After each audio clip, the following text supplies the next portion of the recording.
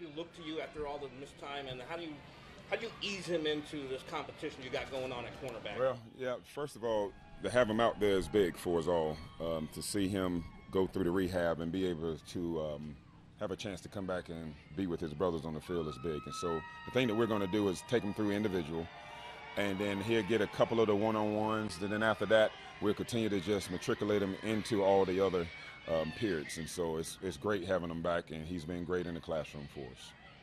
What's it like with all the young players that you guys are getting to work with this year? It's more than normal, right? Yeah, it's like Christmas. It's like Christmas. This is my 26th year in the league, and I've never been around a group where I call them the Fab Five, and most of them weren't even born then.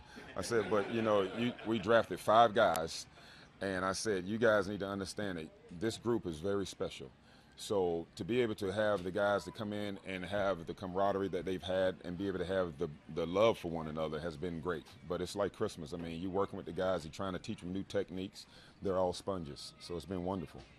Steve Spagnuolo has shown a tendency to, at the beginning of seasons, trust more veterans. Obviously, this year you're going to have to really trust a lot of run guys. Have you had talks like that about, in a way, getting comfortable with the uncomfortable in that sense? No, I haven't. Not with the young guys at all. So the young guys, what I want them to do is just look at it as football.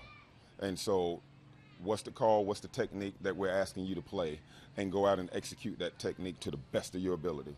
I don't get into the veterans, young guy thing, because all of a sudden you may start thinking that you're less than. And I don't want the young guys to think that they're less than anyone else that's out there on the field. And so I just make sure that I teach them the techniques, what it is that I'm looking for out of this particular call, and let them go out there and just do the best they can. How do you sense Trent McDuffie has settled in? Trent has done a great job. Trent has competed with the ones the entire time. He's very comfortable out there at the corner spot as well as the nickel. And so the thing is that now we have a guy who can actually do dual roles for us. It's just like LJ, and so, but he's very patient at the line of scrimmage and done a great job. What have you learned from Brian Cook so far?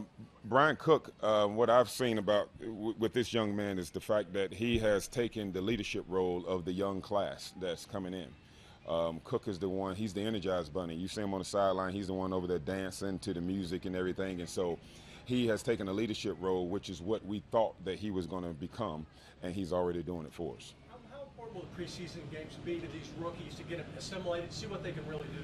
Very important. I remember back when I was a rookie in Miami, Don Shula at the time, you go out there, you throw rookies out there to see how well they're going to fare versus the big guys. And so the fact that we have these games that are coming up, I know it's 3, not 4, it's very important for the rookies to be able to get in there and get their feet wet. They're all nervous right now. I told them yesterday, I said hydrate and understand that you're going to be playing on defense as well as special teams. So don't look for any breaks, all right? So make sure you stretch and hydrate.